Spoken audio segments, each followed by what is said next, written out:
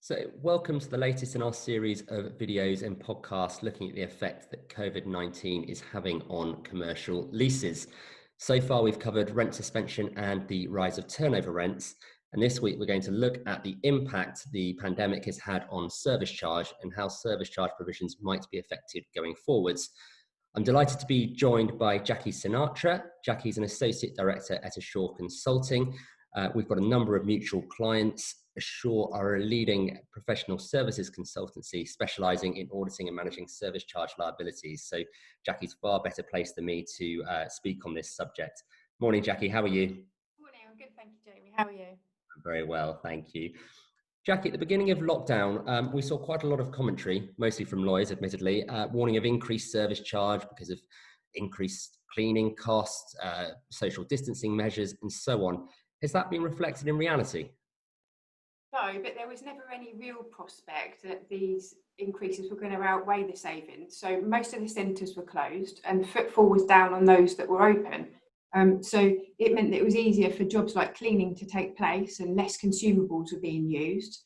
There's reductions to utilities, marketing, there's been deferment of major works. There have been some reopening costs connected to things like signage, but from what we've seen, they're not outweighing the continued savings because it's still very quiet everywhere. The annual reductions in retail, we're expecting to be around 15%. Those savings are proving more difficult for offices because of the difficulties that you've got there. For example, being able to socially distance in a lift and the increased costs that they're having to incur for fogging, etc. Sure. And so it's good to see there are savings being made. Obviously, with the way leases are set up, they don't really deal with that mid-service charge year. Are you finding that in practice, those savings are being passed on to occupiers now, or are landlords waiting until the end of year reconciliation to hand back any money? We're seeing better practice from the major landlords. Lots of the smaller ones aren't playing ball. We found that many retailers, they simply just stopped paying during lockdown.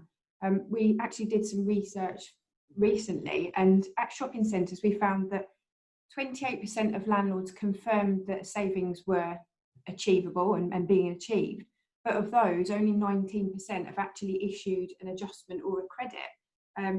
For retail parks, the numbers are low, and they're even lower for offices. Obviously, there's greater scope for savings at service charges, but to be honest, the numbers are really disappointing all round. And what about the government code for negotiation? That came in recently. Has that made any difference? In a word, no. The government code came out after the major landlords had already agreed to give the money back. Our figures show that around 80% of shopping centres that have got budgets of over £500,000 haven't issued any adjustments or credits, despite it being made clear that the landlords were actually achieving savings of around 40% while the lockdown was in place. We haven't seen any evidence since then that any of the additional costs exceeding the levels that were set before COVID. We have the joke that actually the only good code that was ever invented is the Green Cross code. Yeah, and there's also obviously a lot of focus at the moment in the news on tenant insolvency, CVAs, high street problems. But I think Intu's administration has brought into sharp focus the prospect of landlord insolvency, which I don't think has really been considered much. Occupiers might be concerned about their funds being tied up. Is there anything they can do, any practical steps they can take to protect themselves, particularly in relation to service charge? Absolutely. The sort of questions to ask are, where is the money being held? Is the service charge money held with the rent, or is it in a separate account? In terms of protection, where a lease includes sinking funds or provision for future expenditure, we want those taken out. There may be inappropriate accruals in place for projects that haven't been completed yet or aren't needed to be completed. Also, is the landlord paying for voids? So often agents are not getting the money for voids and blaming the retailers, but the issue is with the landlord not paying. Not all the landlords are RICS registered, which would give added protection. So perhaps landlords should be RICS registered. Yeah, and that actually brings on neatly onto the last one I want to focus on in terms of how leases and also the industry might adapt going forwards. I mean, in terms of leases, the institutional lease has now been around for decades without material changes, and it simply just doesn't deal with a lot of the questions posed by a pandemic. So, I mean, we've seen some requests for service charge suspensions within leases. I don't think that's really going to take off because obviously occupiers are still getting some benefits in all sectors from having a property during lockdown, and also being consistent with the government code, which makes it clear they should carry on paying. What we are seeing, though, is an obligation on landlords to minimise expenditure and to credit service charge mid-service charge year, which the institutional lease traditionally just doesn't deal with.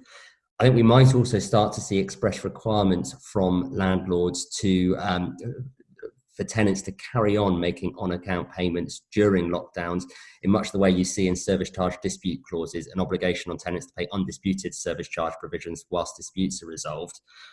You mentioned when we talked about insolvency, reserve and sinking funds, we don't see those too much in new leases, but I think practitioners are going to have to be much more wary about clauses that are akin to reserve and sinking funds, even if not labelled as such.